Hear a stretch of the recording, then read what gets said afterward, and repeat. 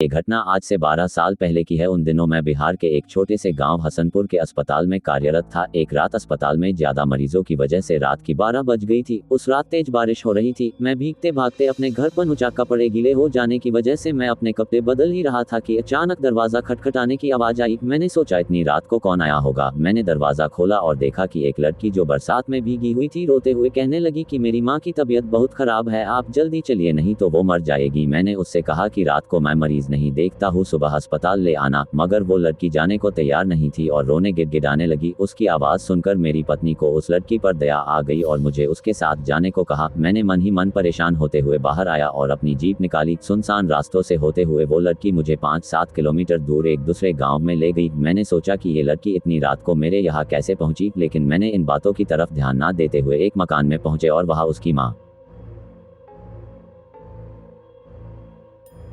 बीमार पलंग पर लेटी थी। मैंने उसकी नब्ज देखी और इंजेक्शन दे दिया और कुछ दवाई लिख दी। उस लड़की ने मुझको बाहर मेरी जीप तक मुझको छोड़ दिया। फिर मैं घर पर आ गया। अगली सुबह मैं जब अस्पताल के लिए जाने लगा तो सोचा कि रात वाले मरीज से मिलता जाओ, थोड़ा सा चक्कर ही पड़ेगा रास्ते में जाने को। ये सोचकर मैं वहाँ गाँव में पहुंचा। मैं रात को जिस मकान में गया वो उस जगह पर मुझे नहीं दिखा। मुझे उस जगह पर खंडहर नजर आ रहा था। तो मैं गाँव के लोगों से पूछने लगा कि यहाँ एक घर और परिवार रहता है। तो लोगों ने हैरानी से देखते हुए कहा कि यहाँ ऐसा कोई घर नहीं है। ये सुनकर मेरे रोंगटे खड़े हो गए। मैं सोचने लगा कि रात को जो मेरे साथ हुआ वो क्या था। वहाँ के लोगों ने बताया ये प्रेत लीला है, हर साल किसी एक इंसान के साथ होती है। ये तो गनीमत है कि आप जिंदा बच गए, वरना वो आत्मा आपको जिंदा नहीं छोड़ती। मैं हाल की भूत प्रेत में ज्यादा विश्वास नहीं करता था। मैं जब गांव वालों के साथ उस खंडहर में पहुंचा तो उस खंडहर के बाहर मेरी जीप के पहिए के निशान थे और वो इंजेक्शन और दवा भी वही पड़ी थे। मैंने बिना लोगों से और बातें किए फिर से घर लौट आया और घर वालों को सारी बात बताई। उसके कुछ दिनों बाद मेरा तबादला दूसरे गांव में हो गया, लेकिन उस रात की घटना के बारे में सोचकर आज भी मेरी रूह कांप जाती है।